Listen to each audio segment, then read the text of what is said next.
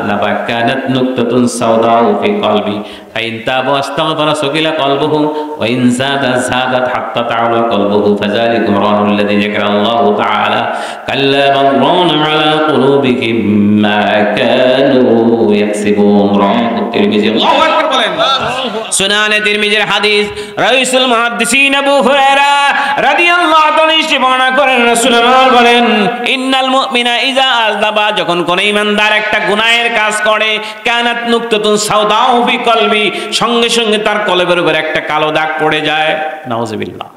একটু জোরে হবে। যখন সে তওবা করে ইস্তেগফার করে সঙ্গে সঙ্গে দাগটা মিটে যায়। বলেন না সুবহানাল্লাহ। ওয়া ইন যাদাত, শুধু গুনাহ করে আর করে, বাড়ায় আর বাড়ায়, মিথ্যা বলে আর বলে, সাক্ষী দেয়, মিথ্যা করে, হারাম কাজ করবে, গুনার কাজ করে, সুদের কারবার, ঘুষের কারবার করে, পরে সম্পদ হরণ করে নিয়ে যায়, বেপরদা চলে, ধর্ষণ করে, টিজিং করে, একটার পর একটা গুনাহ খালি করে, করতে করতে তার অন্তরের ভিতরে এমন ভাবে এটা অন্ধকার হয়ে যায়, যেটা কোরআন সাক্ষী দেয়, কাল্লা বাল রানা আলা কুলুবিহিম মা কানু ইয়াকসিবুন। এটা সেই মরিচিকা গুনাহের কারণে তার অন্তরের ভিতরে লেগে আছে। চিল্লায় বলেন নাউযুবিল্লাহ। এই জন্য বন্ধু, এটাকে পরিষ্কার করার মেডিসিনও আছে কি নাই?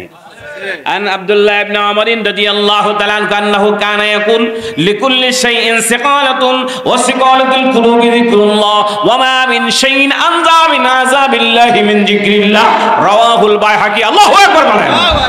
সুনানে বাইহাকির ভিতর হাদিস, আব্দুল্লাহ ইবনে ওমর কে? আব্দুল্লাহ ইবনে ওমর তিনি হলেন ওমর ফারুক রাদিয়াল্লাহু তাআলা আনহুর ছেলে, যিনি রাসূলের মেসওয়াক এনে দিতেন, লুঙ্গির তোয়ালে এনে দিতেন। সুবহানাল্লাহ বলেন। সুবহানাল্লাহ। রাসূলকে তিনি বলেন, আমি প্রায় বলতে শুনতাম, আমার নবী বলতেন, আন্নাহু কানা ইয়াকুল। হাদিস বুঝতে পারছেন তো? আন্নাহু কানা ইয়াকুল, রাসূল প্রায় বলতেন, লিকুল্লি শাইইন সাকালাতুন ওয়া সিকালাতুল কুলুবি যিকরুল্লাহ।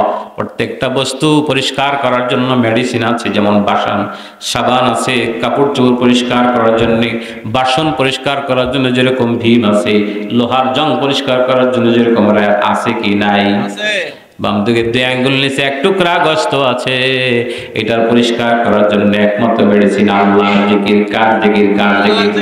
চিল্লায় বলেন, কার জিকির? আমার মাবুদ বলেন, ইয়া আইয়ুহাল্লাযীনা আমানু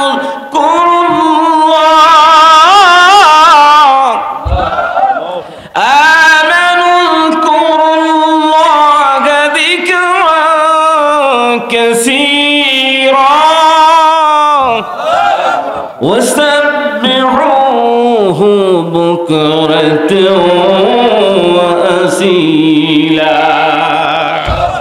আমার মাবুদ বলেন, তুমি সকাল সন্ধ্যা নয়, সব সময় জিকির করবে, সব সময় জিকির করবে, সব সময় করবে, বিশেষ করে সকাল এবং সন্ধ্যায়।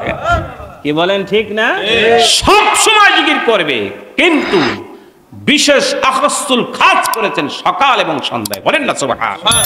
কারণ সারাদিন ভুলে গেলেও ওই সময় যদি ভুলে না যাও। বলেন না সুবহানাল্লাহ।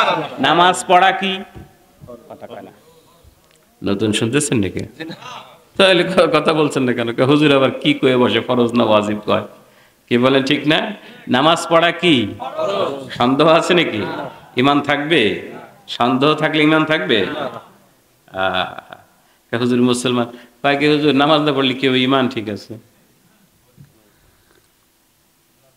কি কি সুন্দর কথা, আপনাদেরকে ব্যাগ দেখাইতে, আরে বেটা নামাজ না পড়লে কি ঈমানটা তাজা আছে। সঙ্গে সঙ্গে কাফের হয়ে গেল কথাটা বলার সাথে সাথে। কারণ নামাজ যদি সে বিশ্বাসই না করে, না পড়ে, সেই মুসলমান তো কথা বোঝেন নাই? মানে ব্যাখ্যাটা দেখাই দিচ্ছে, নামাজ না পড়লে কি হয়, ঈমান ঠিক আছে। নাউযুবিল্লাহি মিন যালিক। হ্যাঁ, নামাজ না পড়লে ঈমান থাকে কি করে? আল মুমিন ওয়াল কাফিরু বাইনা তারকুস সালাত। এই মুমিন আর কাফেরের ভিতরে পার্থক্য হচ্ছে নামাজ। আপনি মুসলমানের ঘর সন্তান নামাজ পড়েন না, আপনার হিন্দুর ঘর সন্তান আপনার ভিতরে কোনো পার্থক্য নাই।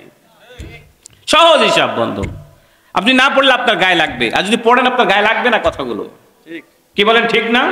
আপনি আব্দুর রহিম, আব্দুল করিম নাম নিয়ে আসেন, নামাজ পড়ছেন না, ওই হিন্দুর ঘরের ভিতরে ওই তাদের নাম নিয়ে থাকার আপনার ভিতরে থাকার ভিতরে কোনো পার্থক্য নাই। কথা বোঝেন?